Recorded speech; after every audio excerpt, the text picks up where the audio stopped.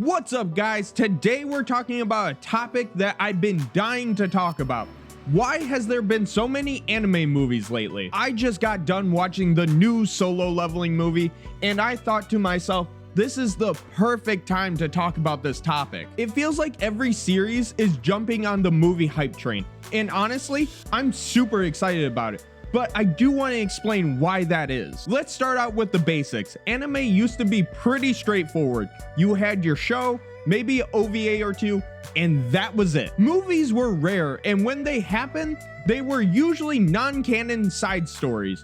Fun, but non-essential. Fast forward to today, and it feels like every major anime is getting a theatrical release. This isn't random, it's a deliberate shift on how anime is being produced and consumed. Studios are realizing the potential of anime movies to expand their audience, generate revenue, and keep fans engaged between seasons. But how did we get here? To answer that, we need to look back at some key factors, starting with the game changer, Demon Slayer the movie, Mugen Train. Now you might be asking, but Ross, what about the Pokemon movie? You know, the one with the Pikachu crying and Ash probably being Jesus or something?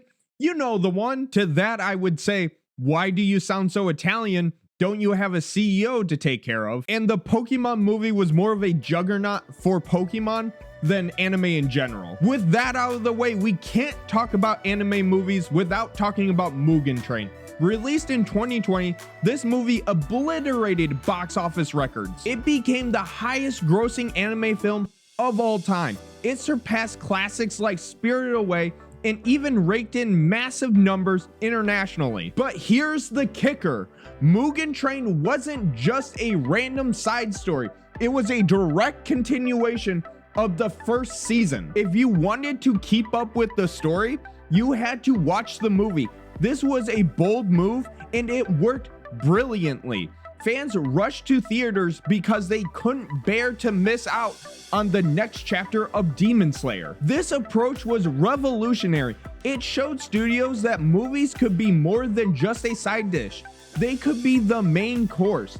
And with Mugen Train's success, it opened the floodgates. In the future, I wouldn't be surprised if anime fans refer to Mugen Train like how Marvel fans refer to Iron Man when it comes to who started it all. But what do I mean by open the floodgates? Well, let's talk numbers. Producing an anime is expensive, especially when you're animating for top tier animation. A single episode can cost tens of thousands of dollars to make, and that's just for TV. Movies, on the other hand, have a higher budget, but also a much higher earning potential. For example, Mugen Train grossed over $500 million globally.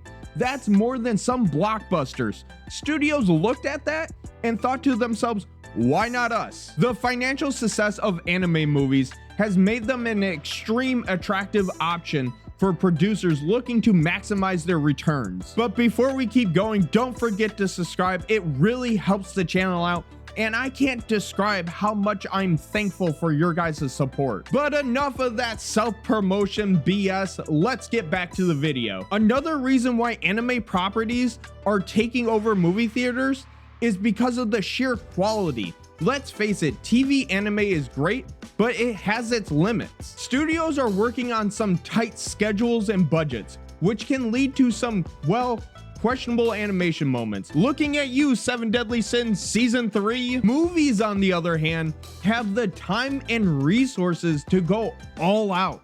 With a bigger budget, studios can deliver jaw-dropping visuals, epic fight scenes, and detail that wouldn't be possible on a weekly shonen anime. Take a Jujutsu Kaisen 0 for example. The animation in that movie was insane. Every fight scene felt like a work of art, and the attention to detail was next level. This kind of quality is what makes people willing to pay for a theater ticket, and it is why studios are doubling down on movies. But oddly enough, we can't talk about movies without talking about streaming services. Back in the day, anime movies were hard to come by. If you didn't live in Japan or a major city, good luck watching Totoro. And if you missed it in theaters, you had to wait months, even years, before you found it on DVD. Nowadays, that is no longer an issue. Streaming platforms like Crunchyroll, Netflix, and Amazon have made anime movies more accessible than ever. Mugen Train hit theaters, and not long after, it was available on streaming services. This accessibility has made anime movies feel like a global event rather than something limited to Japan and niche theaters. And this all ties into the most recent success, Solo Leveling ReAwakening. With Crunchyroll's backing, you already know this movie's going to be available on Crunchyroll pretty quickly. Recently, I did a poll seeing if people would rather watch the first season or the new movie, and 88% of you would rather watch the new movie. Some of these movies do a really good job at condensing entire seasons down to a single movie, making it easier for rewatches and new viewers. And that brings up my next point, the storytelling aspect. These movies have done a great job so far. Anime is all about pacing. Some arcs are short and explosive, while others are slow burns that need a full season to unpack. So you know what you do when you have an arc that's way too short for a season, but too important to skip? You make a movie, which is a lot better than what they used to do, which is to pad it out with filler. Mugen Train is a great example. The arc is compact, emotional, and filled to the brim with action.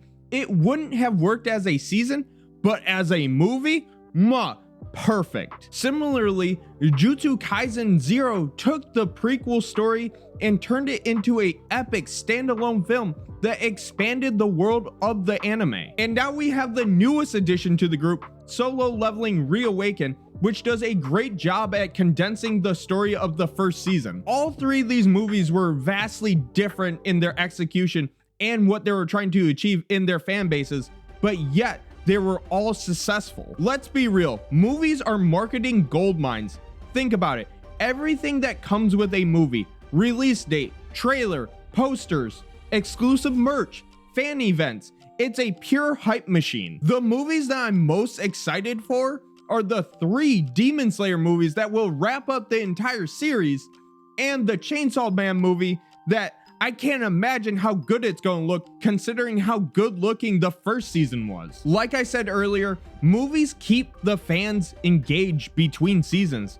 They remind people why they love the series and give them something to look forward to. And even if you're not caught up with the series, the buzz around the movie might convince you to start watching the anime. That is exactly what happened to me with Solo Leveling. I kind of dropped off after episode 3, but seeing the trailer for the movie, it kind of got me excited to finish the rest of the series, and now I'm completely caught up and I just watched the movie. Finally, we can't ignore the cultural impact of anime movies. Films like Your Name, Mugen Train, and the Dragon Ball movies have transcended the anime community and become mainstream hits. They introduce new audiences to the medium and elevate the art form as a whole. Movies also give creatives a chance to explore themes and stories in ways that weekly anime simply can't. They're more focused, more intense, and often more emotional. Spoilers for Demon Slayer, but I would be lying if I said I didn't cry when Rengoku died. Or also spoilers for Dragon Ball Superhero, when Gohan used the special beam cannon. Scenes like those ones can really only be done justice through the medium of full-length films. So to answer the question, why are so many animes getting movies? It's a mixture of a couple of factors: money, hype, accessibility, and the unique storytelling opportunities that movies offer. We're living in a golden age of anime films, and honestly, I'm here for it. Whether it's Demon Slayer breaking records, a Jujutsu Kaisen raising the bar, or Solo Leveling perfecting the formula, it's clear that movies are becoming a core part of the anime experience. But what do you guys think? Are you in love with this trend? Or is it starting to feel like overkill? Let me know in the comments below. And always, don't forget to like, subscribe, and hit that notification bell for more anime deep dives. See y'all next time, my fellow shinobi.